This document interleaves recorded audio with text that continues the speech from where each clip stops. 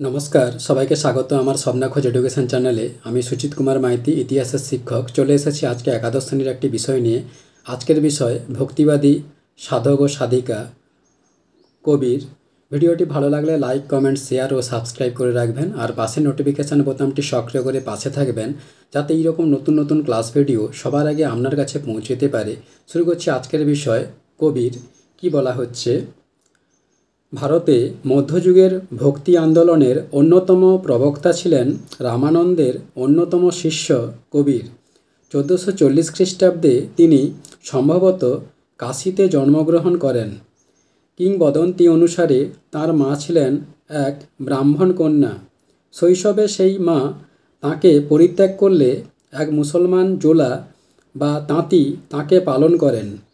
হিন্দু মায়ের সন্তান ও মুসলমান জোলার দ্বারা লালিত হওয়ায় এবং শৈশবেই সুফি সাধকদের ঘনিষ্ঠতা লাভ করায় শৈশব থেকেই কবির মানবপ্রেমে উদ্বুদ্ধ হয়েছিলেন।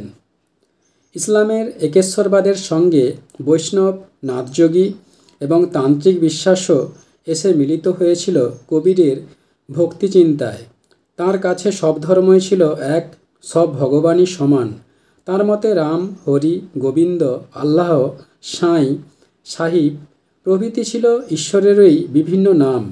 কবির মনে করতেন মানুষ তাঁর হৃদয়ের ভক্তি দিয়ে নিজের মনেই ঈশ্বর খুঁজে পাবে।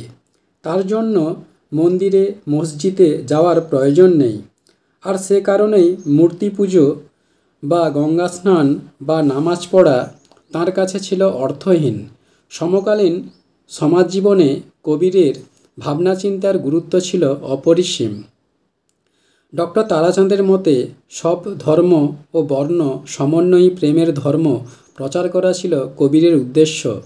আপামর হিন্দু মুসলমান সম্প্রদায়ের মানুষ তাঁর শিষ্যত্ব গ্রহণ করেছিলেন, যাদের বলা হতো কবিরপন্থী। কবির ভক্তি মার্গীয় গীতি বা ভজন জনপ্রিয় করেন।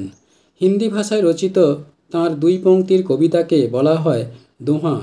এগুলি হিন্দি সাহিত্যের অমূল্য সম্পদ এবং দার্শনিক তত্ত্বে সমৃদ্ধ ও যুক্তিভিত্তিক।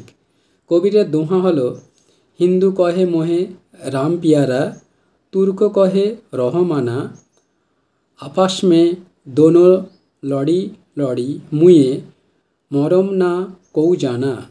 অর্থ হল, হিন্দু বলে আমি রামকে ভালোবাসি, মুসলিম তথা তুর্ক বলে আমি আল্লাহকে রহমানা।